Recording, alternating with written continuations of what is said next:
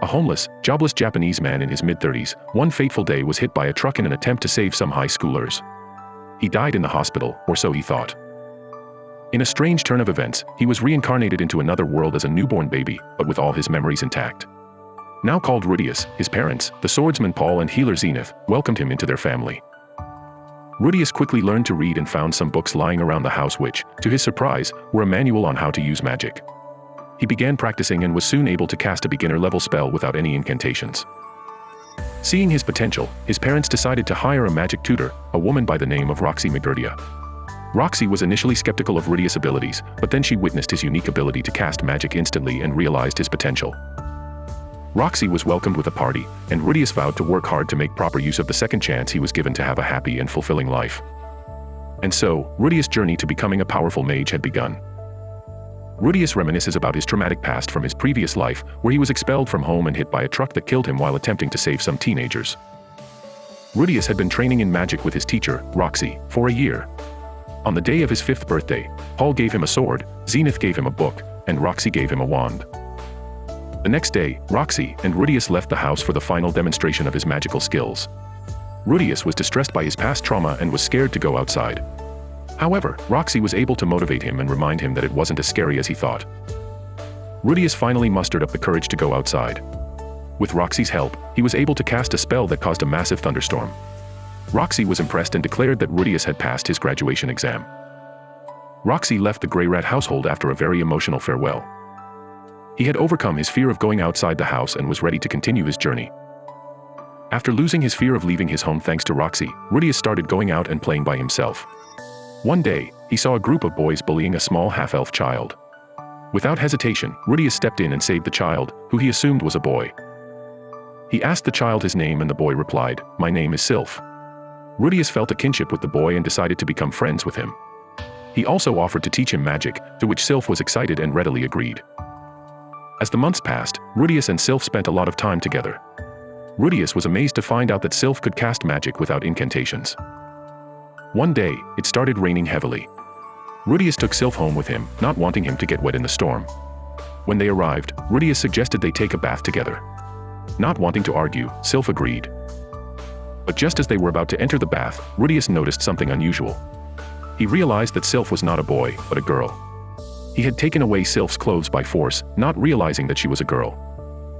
Shocked and embarrassed, Rudeus felt terrible for his mistake and tried to apologize, but Sylph seemed to be avoiding him. Days passed, and Rudeus felt terrible for what had happened. But one day, Sylph approached him and they made up. Rudeus vowed to cherish the first true friend he had made in his new life. The Greyrat family was celebrating. Zenith, Rudeus's mother, was pregnant again. But the joyous atmosphere was cut short when Lilia, the maid, revealed that she too was pregnant, and the father was Paul. Paul apologized for the fiasco, but Zenith decided to kick Lilia out of the house and berated Paul for cheating on her. Rudeus, sensing the tense atmosphere, shifted the blame on Paul and said that Lilia couldn't refuse his orders since he was her maid. Paul saw through Rudeus's plan and went along with it, so Zenith decided to let Lilia stay. It was then revealed that Lilia was the one who had seduced Paul. She thanked Rudeus for his efforts and finally accepted him as part of the family. 9 months later, Norn and Aisha, their 2 little sisters, were born. Rudeus then received a letter from Roxy, encouraging him to attend the Ronoa Magic Academy when he was 12. Rudeus was overjoyed, but his family could not afford it, so he decided to take on a job to pay for the tuition of himself and Sylphiette. Paul, sensing Rudeus' insecurity, then forced Rudeus to go with his friend beast woman Ghislaine Dedoldia. When Rudeus awoke from a peck on the head by Paul's sword, Ghislaine presented him with a letter written by Paul. In the letter, Paul explained that he had forced Rudy to go with Ghislaine because he knew that Rudeus would just argue his way out of it. As Ghislaine and Rudeus left the village, Rudeus kept the letter from Paul close to his heart. In it, Paul explained that he had found a tutoring job to help Rudeus pay for both his and Sylphiette's studies. He also made it clear that Rudeus was not to return home or meet Sylphiette for the next 5 years. Rudeus and Ghislaine eventually made their way to the city of Roa, where they were met by Rudeus' employer, Philip Boreas Greyrat.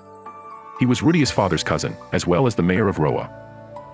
Rudeus' task was to teach Philip's daughter Eris, but when he was introduced to her, she was not too pleased to meet him. She punched him square in the face, and Rudeus knew that he would have to win her trust if he was to be able to teach her. He came up with a plan to gain Eris' trust. He would stage a fake kidnapping with her father's consent, and Eris would have to cooperate with him to escape.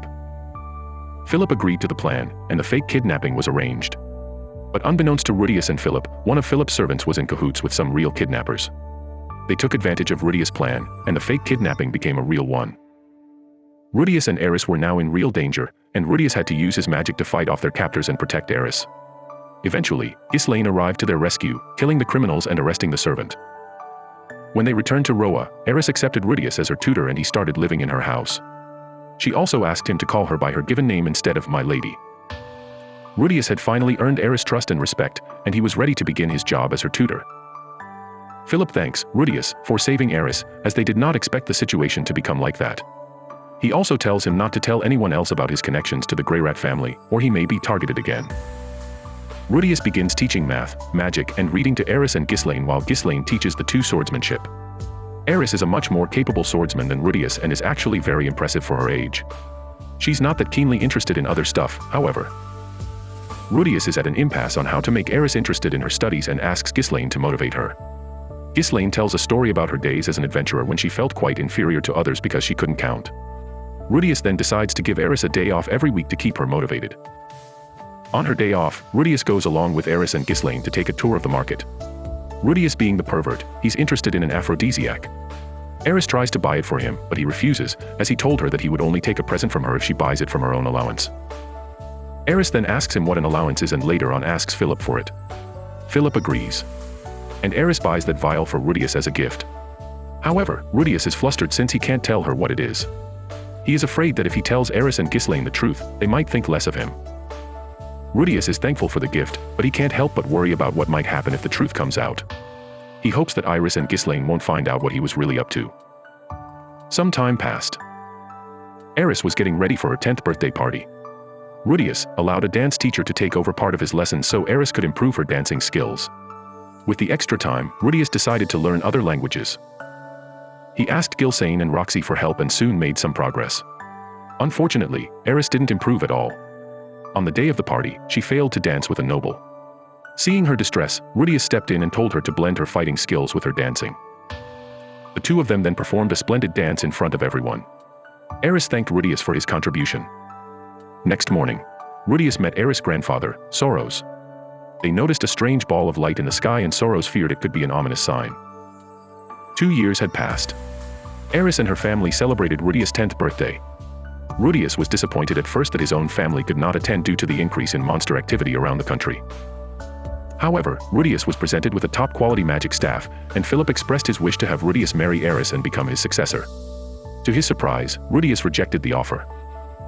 Later that night, Rudeus was surprised to see Eris waiting in his room. He then attempted to have sex with her, but she pushed him away. Realizing his mistake, Rudeus apologized to Eris, who forgave him. The next day, a huge cloud of mana appeared in the sky, and the legendary hero Perugius Dola sent his aide Aramanfi to investigate. Aramanfi became suspicious that Rudeus, who was practicing with his new staff alongside Eris and Ghislaine, could be involved with the cloud's appearance.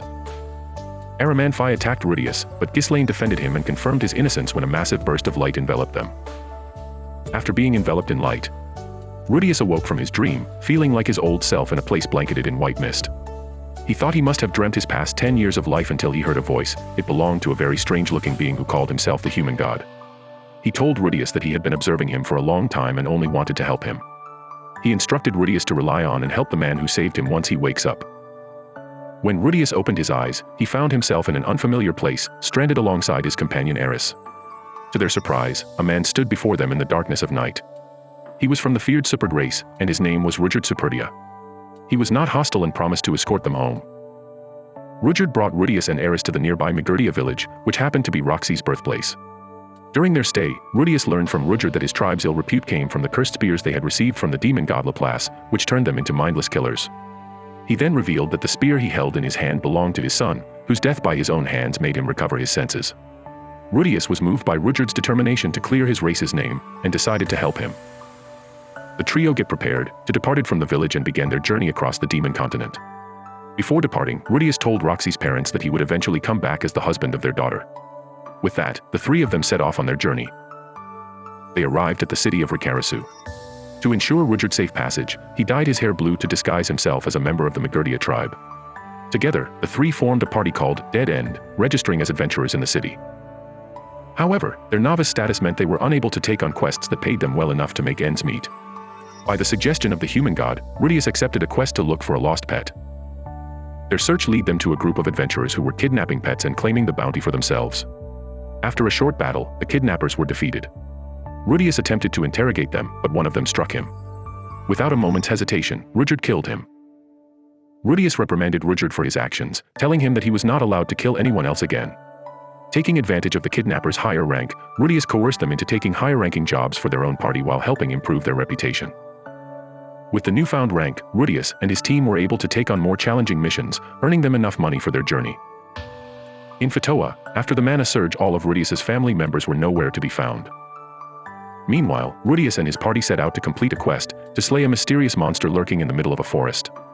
As they ventured through the forest, they encountered two other parties who were also searching for the same beast. Tokarabu, one of the parties, was ambushed by monsters and Rudeus decided to wait instead of helping, resulting in the death of one of the adventurers. After the encounter, they found the quest monster that emerged and killed the other party before it was slain by Rudeus, Eris, and Rudeus. In Rikarisu, Rudeus was approached by another adventurer, who discovered his scheme to take higher-ranked quests and attempted to blackmail him. Moved by Rudeus' determination to protect Eris, Rudeus dropped his disguise and revealed himself as a shepherd, threatening to kill the adventurer if he exposed their secret. After leaving the city, Rudeus reconciled with Rudeus and the three of them continued their journey all the way to a coastal city on the edge of the demon continent. At the same time, Roxy had arrived at the continent, accompanied by two of Paul's former companions, all in search of Rudeus. Little did they know, they were all headed to the same destination. Thanks for watching our recap of Mushoku Tensei. We covered a lot of ground in this video, but there's still so much more to explore in this amazing series. Be sure to subscribe to our channel to get notified when we release the next part of our recap. Until then, thanks for watching and we'll see you soon.